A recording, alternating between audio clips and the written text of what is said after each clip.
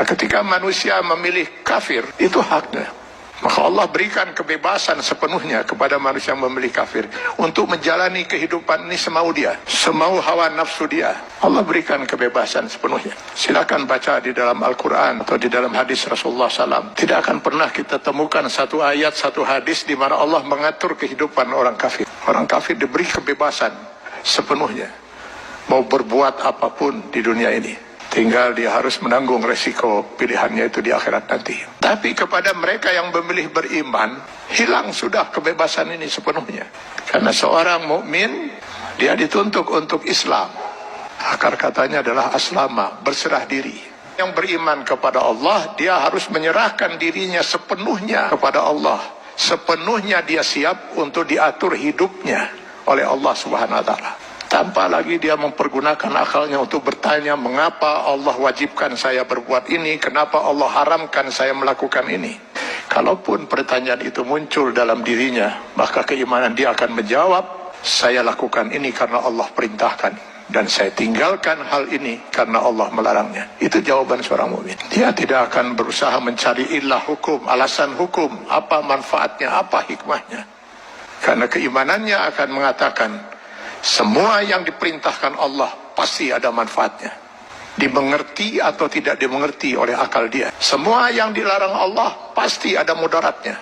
14 abad umat Islam tidak pernah mengerti bahwa dalam daging babi itu terdapat cacing pita. Cacing pita baru ditemukan di akhir abad 18 Masehi. Apakah umat Islam selama 14 abad itu makan daging babi? Tidak. Setiap yang dilarang oleh Allah pasti ditinggalkan oleh seorang mukmin. Maka seorang mukmin harusnya siap untuk mengislamkan dirinya secara penuh, secara utuh, secara kafah.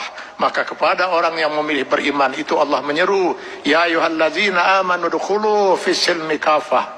Kalau memang kalian memilih beriman, masuklah ke dalam Islam itu secara kafah, secara utuh. Mengislamkan diri kita setiap detik, baik dalam hubungan hablum minallah maupun hablum minan nas. Itulah sebabnya Allah menurunkan 6.666 ayat Al-Quran, yang sebagian dari ayat Al-Quran ini dijelaskan oleh kurang lebih 5.000 hadis Rasulullah SAW. Kenapa harus Allah turunkan ribuan ayat Al-Quran dan ribuan hadis ini? Karena yang mau diatur hidup seorang mukmin itu bukan hanya sekedar sholat, saum, zakat, haji saja.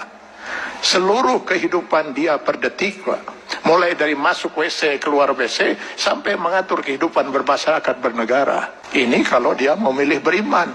Kalau tidak mau diatur hidupnya, jangan milih beriman, milih kafir. Pada orang-orang yang berfaham sekularisme, liberalisme, yang ingin memisahkan agama dari kehidupan, saya sering mengatakan, kenapa repot-repot harus menolak sebagian aturan Allah? Pilih kafir, Anda bebas sebebas-bebasnya. Kalau memilih beriman, sudah hilang kebebasan itu.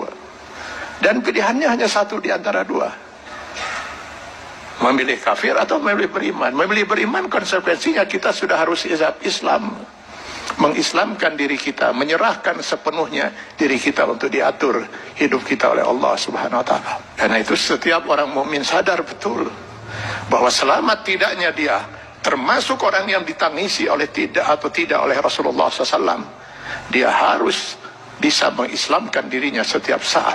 Karena yang nanti akan dimintai pertanggungjawaban di yaumil akhir bukan hanya sebatas sholat, zakat, saum, haji saja, tapi seluruh kehidupan dia per detik. Mudah-mudahan ini bisa menjadi bahan muhasabah bagi kita semua. Kita islamkan diri kita secara kafah dalam batas kemampuan yang mampu kita lakukan. Karena Allah tidak akan menuntut kita di luar kemampuan kita. Semoga kita bukan termasuk orang yang ditangisi oleh Rasulullah SAW.